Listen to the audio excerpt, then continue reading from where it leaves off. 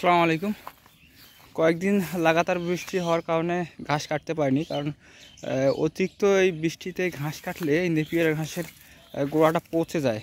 হ্যাঁ, বেশি পানি সহ্য করতে পারে না, পচে যায়, আর সেই ঘাসটা আর হয় না। যেমন এই যে একটা দেখতে পাচ্ছেন, গোড়াগুলো পচে গেছে অতিরিক্ত পানিতে, এগুলো পচে যায়। ওই জন্য কয়েকদিন ঘাস কাটা হয়নি। আর বেশিরভাগ গরু তো আমরা তো জমি বাড়িতে ছেড়ে দিচ্ছি, যার কারণে ঘাস বেশি লাগতেছে না। বাসায় যেগুলো আছে, কিছু ফ্রিজিয়ান গরু আছে, গাভী, আর হচ্ছে কিছু ষাঁড় আছে, ওগুলোকে ঘাস কেটে খাওয়ানো হচ্ছে। ঘাসের পরিমাণ বেশি, যার কারণে ঘাস অনেক ওই দিকে বড় হয়ে গেছে, মানে অনেক শক্ত হয়ে গেছে। হ্যাঁ, এত পরিমাণ ঘাস খেতে পারতেছে না, আর কয়েকদিন আমরা কাটিনি। আরেকটা বিষয় হচ্ছে যে এই দেখেন লম্বা লম্বা করে কাটা হয়েছে। হ্যাঁ, কারণটা হলো যদি লম্বা লম্বা করে না কাটতাম তাহলে হচ্ছে গোড়াগুলো পচে যাইতো।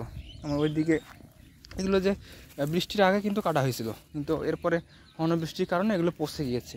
আর এইটা যদি একটু উপর থাকতো তাহলে উপর দিক থেকে কুশি বের হইতো, এইটা পচে যাইতো না, এই ঘাসের মুড়াটা নষ্ট হয়ে যাইতো না।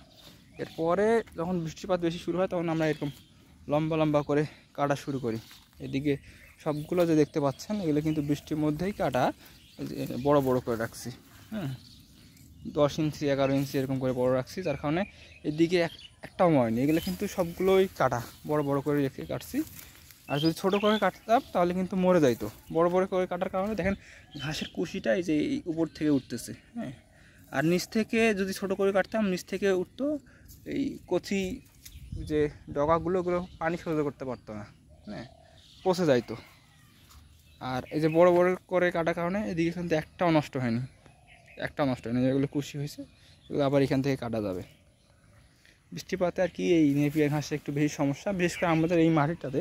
সব মাটিতেই যে এরকম হবে তা না, আপনার হচ্ছে যেগুলো লাল মাটি আছে, উঁচু মাটি, ভিটালি মাটিগুলো, যেগুলো মাটিতে কম পানি থাকে সেগুলোতে কিন্তু এই ঘাসটা আর বেশি ভালো হয়। আর আমাদের এইটা হচ্ছে বেলে দোআঁশ মাটি, মানে বেলে মাটির পরিমাণটা বেশি। আর প্রচুর পরিমাণে সার ইউজ করি আমরা, প্রাকৃতিক সার, মানে গোবর দেওয়া হয়, ছাই দেওয়া হয়, হাঁস মুরগির বিষ্ঠা দেওয়া হয়, যার কারণে মাটিটার মানে স্পঞ্জের মতো পানি ধারণ ক্ষমতা অনেক বেশি। যেমন দেখেন এই যে মাটিটা কালো হয়ে আছে, এর কারণটা হলো কি, অনেক সার। এই দেখেন সব সার প্রাকৃতিকভাবে, যেহেতু আমরা গরু লালন পালন করার চেষ্টা করি, তাই সেজন্য আমরা যে ঘাসটা চাষাবাদ করি সেই ঘাসটাও কিন্তু আমরা প্রাকৃতিক উপায়ে উৎপাদন করার চেষ্টা করি। কারণ আমরা ভালো কিছু খেতে চাই, মানুষকেও ভালো কিছু খাওয়াতে চাই। মানুষকে ঠকিয়ে, মানুষকে এই 2 দিনের পৃথিবীতে মানুষকে খারাপ খাইয়ে সামান্য কিছু টাকার জন্য মানুষকে খারাপ খাওয়াবো, এটা আমার দ্বারা সম্ভব নয় অন্তত পক্ষে।